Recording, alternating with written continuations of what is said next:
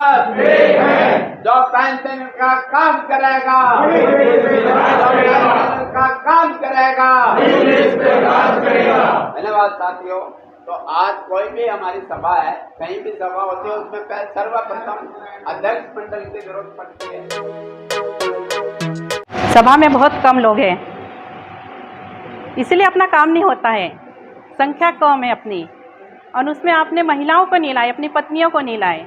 उनको भी लाना चाहिए था, क्योंकि उसमें पेंशन में उनका भी आधा अधिकार है। लड़ाई में अब जैसे राउत साहब ने पुरुषों का संगठन बनाया है, वैसे हमने भी महिलाओं का बनाया हुआ है। तो इसमें महिलाएं भी, इसमें पेंशन में आधा अधिकार है उनका। तो लड़ाई में उन्होंने भी चाहिए, हिस्सा लेना चाहिए था। अब आप देखते हैं, हम तो राउत साहब के साथ हर दौरे में रहते हैं, तो आप एक दिन 2-3 घंटे के लिए तो ला सकते हैं ना, ये मीटिंग में ला सकते हो, आप लाना चाहिए। और जिस प्रकार सुभाष चंद्र बोस जी ने कहा था कि तुम मुझे खून दो, मैं तुम्हें आज़ादी दूंगा, उसी प्रकार राउत साहब का कहना है कि तुम मुझे साथ दो, मैं तुम्हें पेंशन दिलाऊंगा।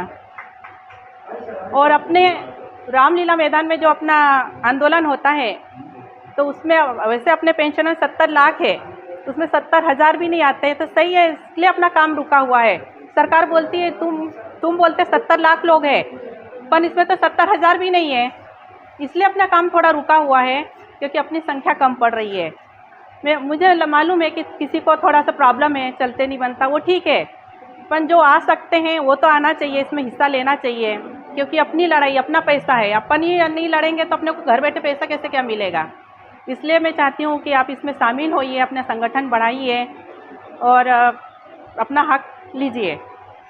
और अभी 30 तारीख को दिल्ली में CWC की मीटिंग है, उसमें राउत साहब जो तय करेंगे उसका अपन आदेश का पालन करेंगे, और अपना संगठन को बढ़ाइए और अपना हक ले लीजिए। मैं ज़्यादा कुछ बोलती नहीं हूँ, 2-3 नारा लगाती हूँ। राउत साहब आगे बढ़ो। सरकार अंधी बहरी है, इतने कम आवाज़ में नहीं सुनने वाली, कम से कम बाहर तक तो आवाज़ जाना चाहिए कि बुजुर्ग लोगों का यहाँ पर मीटिंग चल रही है, इसलिए जोर से हो जाए। राउत साहब आगे बढ़ो, हम तुम्हारे साथ हैं। सिंह सर आगे बढ़ो, हम तुम्हारे साथ हैं। पाटिल सर आगे बढ़ो, हम तुम्हारे साथ हैं। डंगवाल साहब आगे बढ़ो, हम तुम्हारे साथ हैं। राजीव जी आगे बढ़ो, हम तुम्हारे साथ हैं। महेंद्र जी आगे बढ़ो, हम तुम्हारे साथ हैं। अलवर टीम आगे बढ़ो। हम तुम्हारे साथ हैं। हम सब एक है, हम सब एक है। ज्येष्ठ भारत, ज्येष्ठ भारत। भाइयों, बहुत दिनों से अपना ये पेंशन की लड़ाई चालू है, बहुत साल हो गए। और अपने बुल्ढाने में जो अपना NSC का हेड क्वार्टर है, वहाँ तो 1922 दिन हो गए क्रमिक अनशन चालू है, लेकिन अभी तक अपना काम हुआ नहीं है।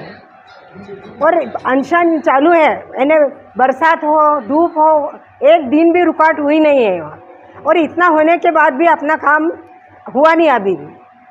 और अपने जो प्रधानमंत्री है, उन्होंने 2 बार आश्वासन दिया, लेकिन वो आश्वासन देके अपना वादा भूल गए।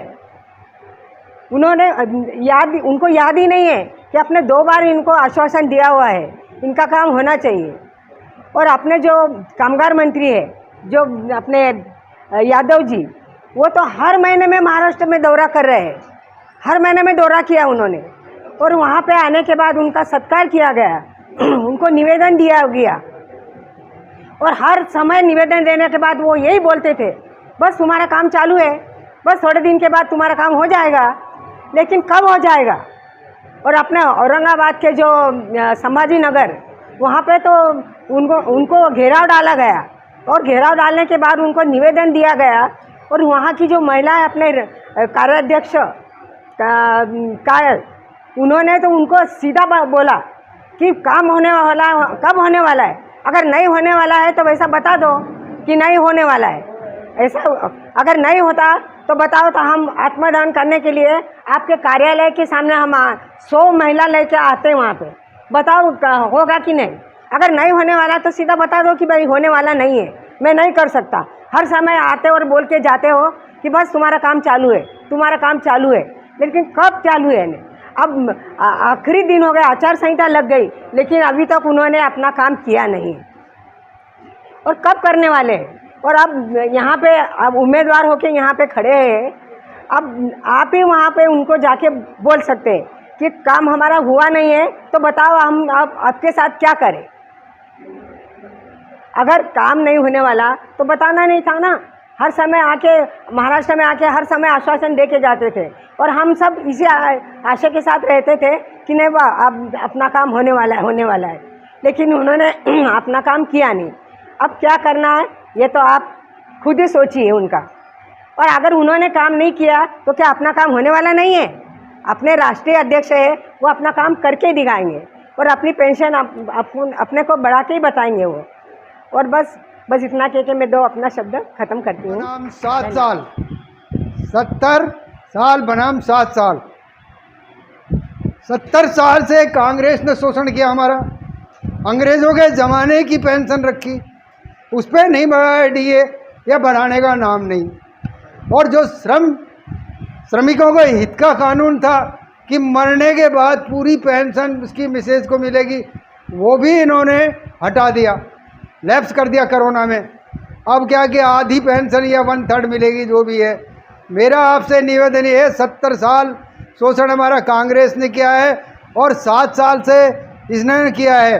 कैसे किया है? सन 14 में इन्होंने 500 बढ़ाए, फिर 15 में 500 बढ़ाए, 1 साल ये सुप्रीम कोर्ट का ले गए, बाकी बचे 10 में से 3 साल या 7 साल। इसलिए ये लड़ाई 7 साल बनाम 70 साल की है। ऐसे ही मैं कांग्रेस को फिर कहता हूँ, कांग्रेस कहती है हमको लाओ। कांग्रेस ने आज तक ये ओपीएस गाते हैं, ईपीएस का नाम नहीं लिया, कभी भी नहीं लिया है। लिया है तो मुझको एक कमेंट बता दो आप। इसलिए मेरा निवेदन ये है कि अपन लोग जब तक संगठित नहीं होंगे ये अपनी सुनवाई करने वाले नहीं है। मैं जब गंगवार मिनिस्टर थे, पूरे इंडिया से लोग आए थे, 70-80 हज़ार ही हुए थे। 1 लाख हो जाते तो वो श्रम मंत्री वहीं बात करने आता रामलीला मैदान पे। लेकिन अफसोस यही है 70-80 के बाद संख्या घटी है, बढ़ी नहीं। दिल्ली वो लोग कॉल करते हैं तो घटती जा रही है, बढ़ती नहीं है। इसलिए निवेदन है कि अपने साथियों को और फैमिली मेम्बर्स को भी लेके आए, ये आपसे संबंधित है। इसलिए मेरा आपसे तो यही है कि 70 साल बनाम 7 साल को भी कहो कि हम ये कर दें। मोदी कहता है मेरी गारंटी है, मोदी ने भी 7 साल निकाल दिए। हेमा मालिनी ने 3 बार मिलवा दिया। मैं 14 दिसंबर को दिल्ली गया था, 14 दिसंबर को भी इन्होंने एमपी एमएलए पहले 13 तारीख को हटा दिया था जंतर मंतर से। हम सड़क पे बैठ गए थे, सड़क पे जब देखा भाई रास्ता जाम हो रहा है तब इन्होंने दोबारा परमिशन दी कि जंतर मंतर पे फिर बैठ जाओ। वहाँ पे एक के बाद 3-4 एमपी कि इनका धरना तोड़वा दिया जाए। धरना तोड़ने की स्थिति में नहीं थे, फिर भी हेमा मालिनी का फ़ोन कराया।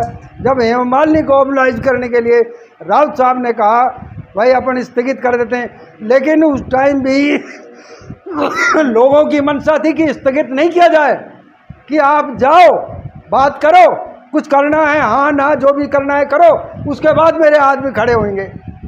लेकिन वहाँ भी उसको ऑब्लाइज करने के चक्कर में अपन ने कैंसिल कर दिया था।